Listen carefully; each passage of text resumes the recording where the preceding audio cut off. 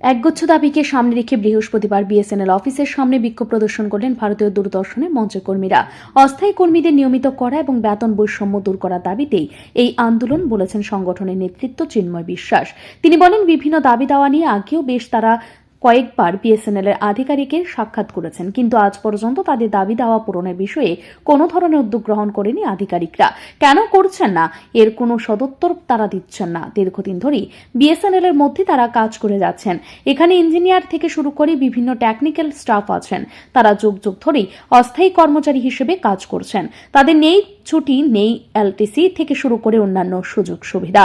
অথচ যারা নিয়মিত কর্মচারী তারা কেন্দ্রীয় সরকারের প্যাসকেল অনুসারে মাসের পর মাস বেতন পাচ্ছেন।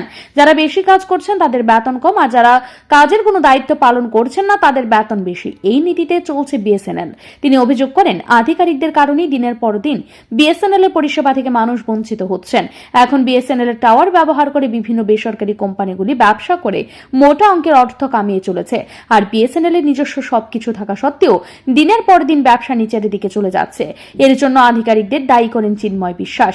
তিনি বলেন, রাজ্যের সব মহকুমাতেই বিএসএনএল এর পরিষেবা চালু রাখার সুবিধা আছে, কিন্তু বিএসএনএল এর আধিকারিকরা এই সুযোগকে কাজে লাগাতে চাইছে না। এর সুবিধা নিয়ে বেসরকারি কোম্পানিগুলি মানুষের কাছ থেকে অর্থ কামাই করে চলেছে। এছাড়া বিএসএনএল এর মধ্যে বিভিন্ন সংস্থার কর্মচারীরা কাজ করছে বলে তাদের মধ্যে সমন্বয় থাকে না, যার প্রত্যক্ষ প্রভাব পড়ছে পরিষেবা প্রদানের ক্ষেত্রে। মানুষ বিএসএনএল পরিষেবা সঠিকভাবে পাচ্ছেন না বলেই তো বেসরকারি অন্যান্য কোম্পানি থেকে সুযোগ নিচ্ছেন। এর থেকে বিএসএনএল এর আধিকারিকদের বের হয়ে আসতে হবে। সবগুলি আমরা অলরেডি করে ফেলেছি। এরপরে ধাপ হচ্ছে আজকেরটা। এরপরে আরও অনেকগুলি ধাপ বাকি আছে। হ্যাঁ, পুরো দিনের ধর্ণা। গ্রাহকের জন্যই তো সব কিছু। আমরা তো আছি গ্রাহকদের জন্য। এই যে 4G 5G যখন ঠিক হবে, তো 5G তো এখন আমাদের লঞ্চই হয়নি। অলরেডি 1 লাখ আমরা নিজেরা জানি যে আমরাও খবরই শুনছি যে 1 লাখ অলরেডি আপনার ইনস্টল হয়ে গেছে 4G, ঠিক আছে।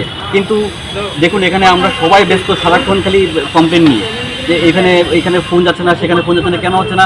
এখানে যে ভেন্ডার, যারা 4G ভেন্ডার আছে, যারা যেমন তেজস আছে এবং টাটা কনসালটেন্সি ওরা কাজ করছে, ওদের সমন্বয় ঠিকভাবে হচ্ছে না। এর জন্যই এতগুলি সমস্যা হচ্ছে, যার ধরুন আমাদের কাস্টমার লস হচ্ছে। রোজ আমাদের মাঝে মধ্যে নিগৃহীত হতে হয় বিভিন্ন জায়গায় গিয়ে। বিভিন্ন সমস্যা হচ্ছে, জায়গায় জায়গায় নেটওয়ার্ক পাওয়া যাচ্ছে না। লাগাচ্ছি ঠিকই, কিন্তু নেটওয়ার্ক অসুবিধা হচ্ছে। কেউ কথা বলতে পারছে না, কিন্তু নেট আসছে, ডাটা আসছে। তো আমরা চাইছি এটার যাতে দ্রুত সমাধান হয়। আত্মনির্ভর ভারত গড়ার জন্য আমরা তো প্রস্তুত। আমরা এর জন্যই তো এত কিছু চেষ্টা করছি। তো সরকার যদি এদিনের কর্মসূচিতে বিএসএনএল এর বিভিন্ন স্তরে অস্থায়ী কর্মচারীরা অংশ নিয়েছেন। ব্যুরো রিপোর্ট, ঋদ্ধি নেটওয়ার্ক।